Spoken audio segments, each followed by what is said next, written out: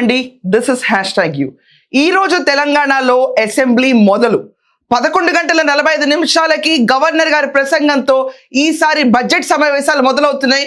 20వ తారీఖున మళ్ళీ బట్టి విక్రమార్క గారు బడ్జెట్ ని ప్రవేశపెట్టబోతున్నారు. తెలంగాణలో బడ్జెట్ ప్రసంగం జరుగుతున్న విషయంలో అందరికీ ఉత్కంఠ ఒకటైతే నెలకొంది. కేసీఆర్ వస్తారా? ఈసారి కూడా కేసీఆర్ డుమ్మా కొడితే గనక వాళ్ళ పార్టీకి స్టాండింగ్ కెపాసిటీ ఏముంటుంది? ఈసారి మనం అబ్జర్వ్ చేస్తే బడ్జెట్లో నాట్ జస్ట్ బడ్జెట్, ఈ అసెంబ్లీ సమావేశాల్లో ఈరోజు తెలంగాణ తల్లి విగ్రహాన్ని అసెంబ్లీ ఆవిర్భావంలో ప్రాంగణంలో వాళ్ళు ఇనాగ్రేట్ చేస్తున్నారు. ఇదంతా కాకుండా రేవంత్ రెడ్డి ఈసారి మూసీ డెవలప్మెంట్ మీద ఖచ్చితంగా డిస్కషన్స్ పెడతా అంటున్నారు. ఇప్పటిదాకా ప్రతి ఒక్క మూసీ బాధితుల దగ్గరికి నేను ఉన్నానని వెళ్ళిన కేటీఆర్ దీని గురించి యాక్టివ్గా పార్టిసిపేట్ చేయడానికి ఎట్టకేళ్ళకి ఒక ఛాన్స్ దొరికింది.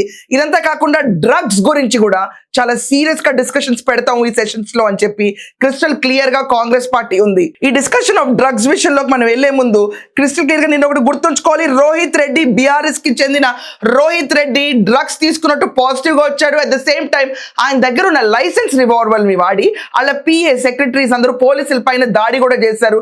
ఇది కేవలం ఒక డ్రగ్స్ తీసుకున్న బీఆర్ఎస్ నేత గురించి కానే కాదు విషయం. ఇక్కడ వాళ్ళందరూ కూర్చుంది ఆఖరికి ఏలూరు ఎంపీ, దాని తర్వాత పైలట్ రోహిత్ రెడ్డి, ఆయన ఆల్రెడీ జైల్లో ఉన్నారు రోహిత్ రెడ్డి, ఆయన పాజిటివ్ కూడా వచ్చింది బ్లడ్ టెస్ట్ లో.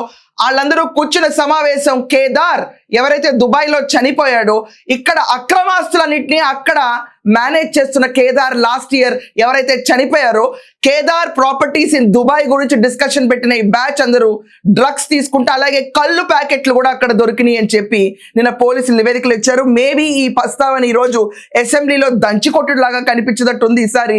అండ్ హైడ్రా ప్రతి ఒక్క విషయం పైన కూలంకుషంగా ఈ సెషన్స్ లో ప్రస్తావించబోతున్నారు. నాట్ జస్ట్ కేటీఆర్, ఆయన కెపాసిటీకి ఈజ్ నాట్ ఇనఫ్.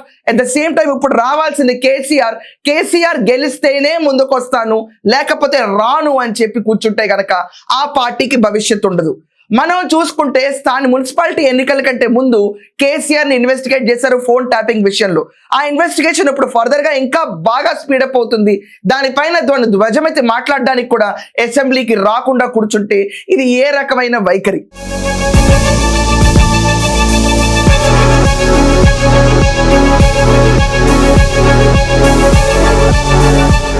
జిహెచ్ఎంసీని 3 కార్పొరేషన్లుగా విభజించిన ప్రభుత్వం దీనిపైన కూడా ప్రసంగం జరగబోతుంది. ఆమోదించబడ కీలక బిల్లులు పెండింగ్ గా ఉన్నాయి.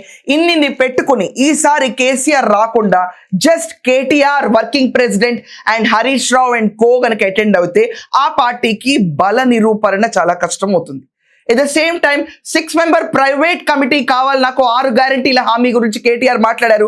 ఈ మాటలు కేసీఆర్ మాట్లాడితే ఇంకా స్పష్టంగా పవర్ఫుల్ గా ఉంటుంది. But I don't know why he's not coming out. బయట చర్చలు ఏంటంటే కేసీఆర్ గారు బయలుదేరారు, ఈ రోజు అసెంబ్లీకి వస్తారు అని. కానీ ఎక్కడా కూడా చూచాయిల్లో కూడా ఆ సందర్శన విజువల్స్ కానీ ఆయన కారు ఎక్కుతున్న విజువల్స్ ఇదివరకు అన్ని బయటకు వచ్చాయి, ఎక్కడా కనపట్లేదు. సో నక్షలో చెప్పాలంటే కేసీఆర్ ఈస్ బీయింగ్ అబ్సెంట్ అని అనిపిస్తుంది. బట్ రూమర్స్ ప్రకారం yes, he might come to assembly today. Governor speech అప్పుడు వచ్చి ప్రెజెంట్ ఎంచుకుని వెళ్ళిపోవటం ఆనవాయితీగా మారింది. అక్కడ ఆంధ్రప్రదేశ్లో జగన్మోహన్ రెడ్డి అండ్ కో చూసుకున్న, ఇక్కడ కేసీఆర్ ఇండివిజువల్ కెపాసిటీలో he's got a cabinet rank, opposition status ఉంది, లీడర్ అయిన పార్టీకి, అయినా కూడా ఆయన అటెండ్ అవ్వకపోవటం ఒక రకంగా బాగోలేదు. జనాల జీతం తీసుకుని బడ్జెట్ సమావేశాల్లో తెలంగాణ అభివృద్ధి కోసం పాటుపడే నాయకుళ్ళ నేను ఉంటాను, ప్రశ్నిస్తాను, నాకు ఆ క్యాలిబర్ ఉంది. ఈరోజు అపోజిషన్ స్టేటస్ లీడర్షిప్ కూడా జనాలు ఇచ్చినా కూడా దాన్ని సద్వినియోగపరచుకోకుండా ఒకవేళ కేసీఆర్ ఇంట్లోనే ఉంటే గనక ఖచ్చితంగా తెలంగాణలో బీఆర్ఎస్ పార్టీని బీట్ చేసుకుంటా, పేరు పెట్టలేదు ఇంకా కానీ జాగృతి పేరుతో ముందుకొచ్చే కల్వకుంట్ల కవిత పార్టీ బీట్ చేసుకుంటూ వెళ్తాం ఖాయం. ఓట్లు చేల్చడం కల్వకుంట్ల కవిత పని అవుతుంది. అప్పుడు మనం అబ్జర్వ్ చేస్తే ఆవిడ క్లియర్ గా ఇంకొక మాట కూడా అన్నారు, ఆయన ఆల్రెడీ ఒక పార్టీలో యాక్టివ్ ప్రెసిడెంట్, సో ఆయన ఫోటో పెట్టుకొని మాత్రం మేము ముందుకెళ్ళాం, రాజకీయాల్లో ఇది తప్పు కాబట్టి. సో ఆవిడ ఒకవేళ ఫోటో పెట్టుకోనని క్లియర్ గా చెప్పి KCR and KTR and Harish Rao and కోకి దిట్టుగా నుంచుని ఆవిడ గనక ఎదుర్కొంటే, ఈ పార్టీకి సంబంధించిన హెడ్ అసెంబ్లీ కూడా రాకుంటే, ఈ రోజు మూసీ గురించి డిస్కషన్ పెడతామన్నప్పుడు కూడా రాకుంటే, డ్రగ్స్ విషయంలో వీళ్ళ పైలట్ రోహిత్ రెడ్డి అరెస్ట్ అయినప్పుడు కూడా మాట్లాడడానికి రాకుంటే, బీఆర్ఎస్ టెన్యూర్ లో హైదరాబాద్ ని మొత్తం తెలంగాణని డ్రగ్స్ చూపేసిన విషయం ప్రతి ఒక్కరికి తెలుసు. దాన్ని కర్టైల్ చేయటం కాంగ్రెస్ ప్రభుత్వంలో రేవంత్ రెడ్డి గారు సీరియస్ గా తీసుకున్న తర్వాత అదే టెన్యూర్ లో కేదార్ కి సంబంధించిన ప్రాపర్టీ ఇష్యూస్ డిస్కస్ చేయడానికి ఈ రోజు Eluru MP at the same time BRS Rohit Reddy వీళ్ళిద్దరూ దొరకటంలో బీఆర్ఎస్ పార్టీ వెనకడిగే వేయాలి. దీనికి ఖచ్చితంగా సపోర్ట్ కావాల్సింది కేసీఆర్ నుంచి.